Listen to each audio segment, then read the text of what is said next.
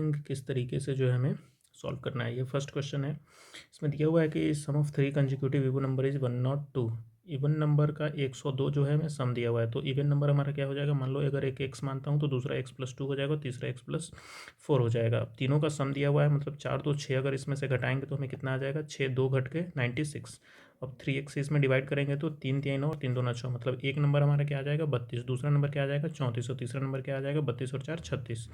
अब क्या बोला है, find the average of largest two. Largest two यही है, तो 6 4 10 3 3 6 1 7, 70 और 2 एवरेज निकालने के लिए 35, यानी इसका आंसर कितना हो जाएगा 35। अब कहने का मतलब है कि अगर इसी टाइप का, अगर मान लो दूसरा क्वेश्चन अगर हमें देता है कि ऑड, मान लो कि यहाँ पे 102 की जगह हमें क्या देगा, मान लो 102 की जगह हमें देगा 102 की जगह, मान लो यहाँ पे हमें क्या दिया, एक सेकंड, 102 की जगह मान लो हमें 105 दिया।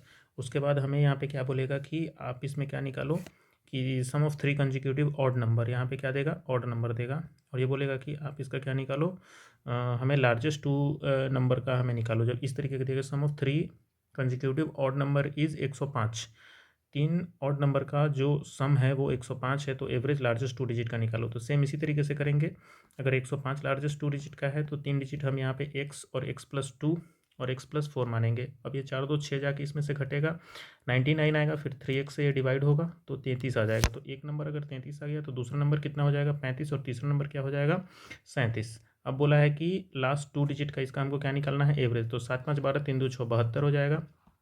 72 को अगर इससे करेंगे तो हमारा कितना आ जाएगा 36 आ जाएगा। तो इस तरीके से ऑड के केस में कितना होगा 36, और इस क्वेश्चन का आंसर जो होगा वो कितना होगा 35। तो सेम ऑड हो या इवन हो, हमें क्वेश्चन ऑड दिया जाए या इवन दिया जाए, प्रोसेस जो होगा वही होगा। एक को x मानेंगे, एक को x+2 मानेंगे और एक को x+4 मानेंगे। अगर 5 नंबर है तो x+6 और x+10 आगे तक एक्सटेंड करेगा।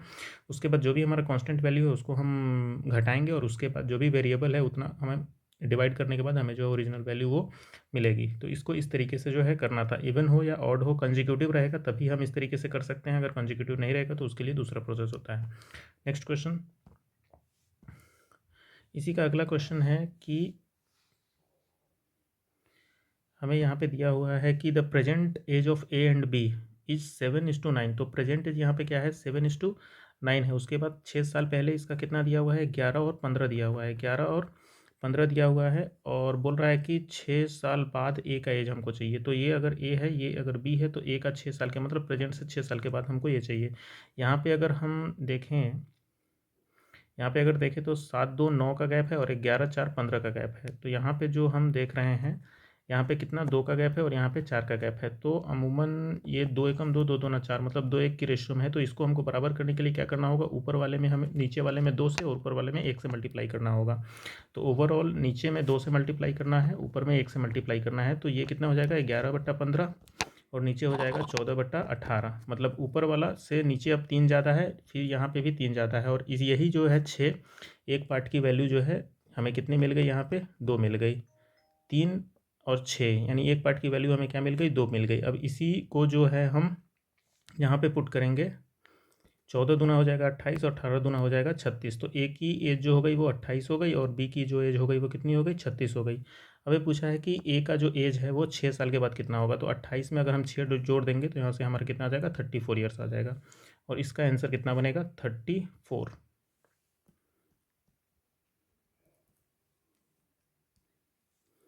तो नेक्स्ट चलते हैं, अभी देखते हैं कि नेक्स्ट में क्या है। अभी दिया हुआ है यहाँ पे कि Sam spends 20% of income on rent and the remaining 10% of income on groceries and the rest of the income is 14,400। तो मान लो अगर 100% उसका इनकम रहा होगा तो 20% उसने खर्चे कितने पे, रेंट पे, और उसके बाद बचा 80%। मतलब यहाँ बोला है रिमेनिंग 10%, मतलब इसका 10% यानी 8 जो होगा वो कहाँ पे खर्चेगा, ग्रोसरी पे जाएगा। बचा हुआ 80 में से 8 गया 72, 72% अभी जो इनकम है वही इनकम है जो 14,400 दिया हुआ है, 14,400। तो 1% की कीमत कितनी हो जाएगी, 72 से कटेगा 2, तो 1% की वैल्यू जो हो जाएगी वो कितनी हो जाएगी 200। तो लास्ट में क्वेश्चन क्या पूछा है, रेंट पे कितना स्पेंड किया गया है। तो रेंट पे 20% स्पेंड किया गया है, 1% अगर 200 है तो 20% हो जाएगा 2 दूना 4, तो यहाँ से 4 हो जाएगा आंसर। नेक्स्ट, नेक्स्ट चलते हैं।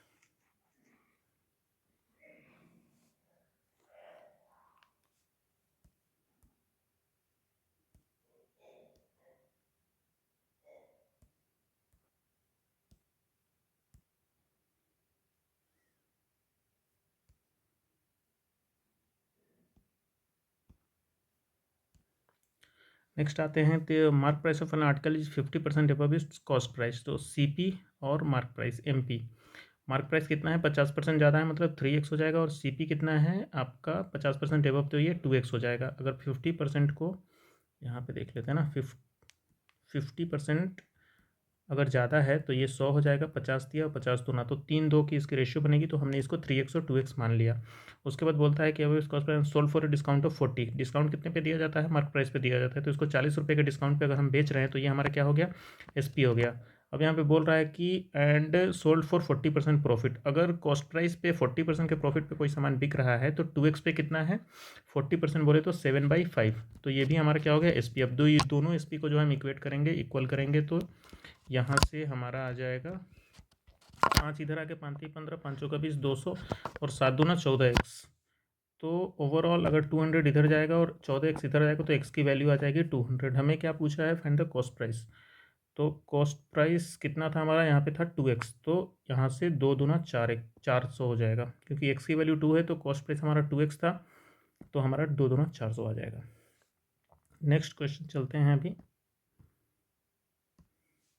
AB invested in a business. AB invested in a business is ₹2000 and 1200 respectively. AB जो है, दो लोग हैं, ये इन्वेस्ट कर रहे हैं 2000, तो हम 20 लिखते हैं और यहाँ पे 12 लिखते हैं। After 6 month B added ₹600 more at the end of year, इतना इतना। तो बी अगर 6 महीने के बाद, यानी 6 महीने के लिए 12 है और 600 ज़्यादा, तो 2 जीरो हमने हटाया है, तो 12 6 18 हो जाएगा, 18 गुने 6, और ये पूरा 12 महीने तक रहेगा, तो 6 कम 6 कम 6 दूना 12, तो यहाँ पे 20 दूना 40 हो जाएगा, और ये कितना हो जाएगा, 12 एकम 12 और 18 30 हो जाएगा। तो 4 और 3 की रेशियो में इसका इन्वेस्टमेंट आया। अब हमें क्या दिख रहा है, at end of the year total profit receive 14,000। अगर टोटल प्रॉफिट 14,000 है तो 4×3 = 7 दूना 1 की वैल्यू कितनी आ जाएगी, 2 के समथिंग कुछ आ रही है। Find the profit of B, तो बी का प्रॉफिट 3 दूना 6 हो जाएगा, तो 6 समथिंग कुछ आएगा इसका, तो इसलिए आंसर ये वाला हो गया। इस तरीके से जा सकते थे। नेक्स्ट आते हैं। नेक्स्ट क्वेश्चन ये हमारा है कि 44 लीटर के टोटल मिक्सचर को, जो कि कंटेन करता है मिल्क और वाटर, मिल्क और वाटर अगर एक मिक्सचर कंटेन कर रहा है, टोटल मिक्सचर है 44 लीटर, यानी मिल्क प्लस वाटर जो है हमारा वो है कितना 44, और मिल्क जो है 6 लीटर ज़्यादा है वाटर से, तो मिल्क माइनस वाटर अगर करेंगे तो हमारा 6 लीटर पहुंचेगा। तो अगर मिल्क और वाटर का निकालें तो दोनों को जोड़ने के बाद बाई 2, यानी कि 25 आ जाएगा हमारा मिल्क, और वाटर कितना बच जाएगा, 44 में से 25 घटाएंगे तो 19 आ जाएगा हमारा वाटर। 9×5 = 4, 2 1 3 1 4 44, ठीक है। उसके बाद if you add some quantity of water in the mixture, अगर मान लो x अगर मिक्सचर हम वाटर में ऐड कर रहे हैं तो रेशियो जो हो जा रहा है दोनों का क्या हो जा रहा है, 1:1 हो जा रहा है, यानी इन दोनों बराबर हो जा रहे हैं। तो अब पूछ रहा है कि कितना क्वांटिटी जो है हम वाटर इसमें ऐड किए हैं, तो 25 में से 19 चला जाएगा, वही x की वैल्यू हो जाएगी, दैट इज़ 6। तो इस तरीके से इसको जाना था। ये एक इम्पॉर्टेंट कह सकते हैं, क्योंकि कैसे इंपॉर्टेंट हो जाता है, डायरेक्ट क्वेश्चन नहीं है। बोल रहा है कि मिल्क जो है 6 लीटर ज़्यादा है वाटर से, तो ये निकालना पड़ेगा हमको कि मिल्क कितना है और वाटर कितना है, जबकि दोनों का एडिशन हमारा दिया हुआ है 44, दोनों का डिफरेंस दिया हुआ है 6। तो जो वैल्यू ज़्यादा होगी वो दोनों का सम करके बाई 2 करने के बाद जो हमें वैल्यू आती है वो क्या होता है, बड़ी वाली वैल्यू, और दोनों का डिफरेंस करने के बाद बाई 2 करने के बाद जो वैल्यू आती है वो हमें क्या होता है, छोटी वाली वैल्यू। तो इस तरीके से भी जा सकते थे। दूसरा तरीका यह था कि अगर बड़ी वाली वैल्यू हमें आ गई है 44 और 50/2 के बाद 25, तो एक वैल्यू को अगर हमें निकालना है तो 44 - 25 = 19। नेक्स्ट चलते हैं। The perimeter of a circle is 88 centimetre. Perimeter अगर सर्किल का निकालना है तो पेरीमीटर सर्किल का निकालना है तो 2πr होता है। अगर इसकी वैल्यू 88 है, 2 से काटेंगे 44 और पाई को लिखेंगे 22/7, r = 44, तो 22 दूना 44, तो r की वैल्यू आ जाएगी 14। अब यहाँ पे बोला है कि अगर सर्किल के रेडियस को अगर इंक्रीज करते हैं 50% से, तो 14 में 7 अगर 50% इंक्रीज किया तो कितना हो गया 21। तो नया वाला रेडियस जो है हमारे पास 21 है, तो अब पूछ रहा है कि नया पेरीमीटर हमारा क्या होगा सर्किल का। तो सेम 2 गुने 22/7 गुने r करेंगे 21, 7 3 22 66, 66 6 18, क्या 18 3 36 22 66, 66 गुने अगर 3 करेंगे 36 18, क्या 18 6 18, एक सेकेंड, 7 3 21, 22 दूना 44, गुने 3 हो जाएगा, 4 12 के 2, हमें 12 1 13, 132 सेंटीमीटर इसका आंसर आ जाएगा। नहीं है तो 132 आंसर। इस तरीके से करना था इसको। नेक्स्ट, अब the distance between two cities A and B 700 kilometre. मान लेते हैं ये दो सिटी है, ए से बी, इसका 700 किलोमीटर का डिस्टेंस है। उसके बाद a train starts from A at 5 PM। अगर 5 बजे ये इधर की तरफ चलती है, travels to be at a speed of 80 kilometre per hour, 80 kilometre per hour की रफ्तार से जा रही है। तो another train starts from B, इधर से कोई दूसरी ट्रेन है जो 7 बजे चलती है और travels at speed of 100 kilometre per our, और ये 100 किलोमीटर पर आवर की रफ्तार से इधर से जा रही है। तो at what time do they meet, तो ये कितने बजे यहाँ पे जो है मिल जाएगी।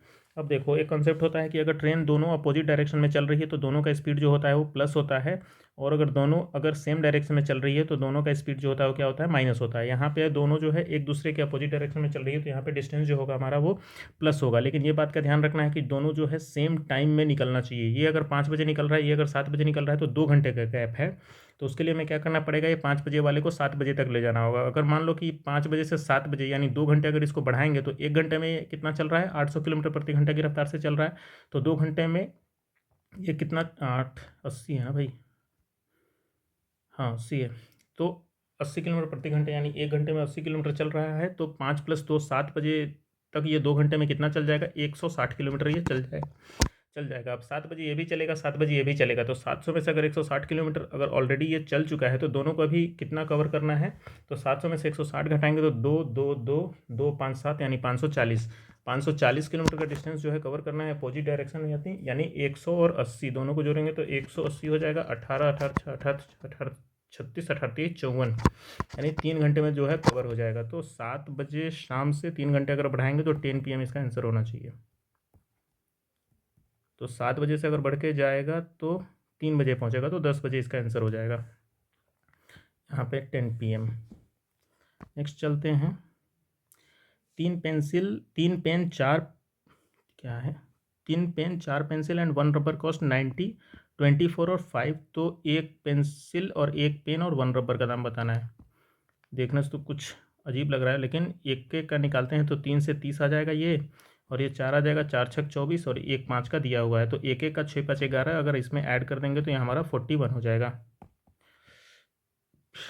देखने में थोड़ा बड़ा लग रहा है कि कुछ अलग करवाएगा, बट ईजी है। चलते हैं नेक्स्ट। यहाँ पे बोल रहा है कि a number x is added to 500। अगर x को 500 में अगर जोड़ते हैं देन डिवाइडेड बाई 30, अगर 30 से डिवाइड करते हैं तो रिजल्ट आता है 20। तो x की वैल्यू बताओ। ये उधर चला जाएगा, 600 हो जाएगा। 600 बराबर कितना हो जाएगा, x + 500 हो जाएगा, और x की वैल्यू निकालने के लिए हमें 100 आ जाएगा। तो इसका आंसर कितना हो जाएगा, 100। तो ये हो गया।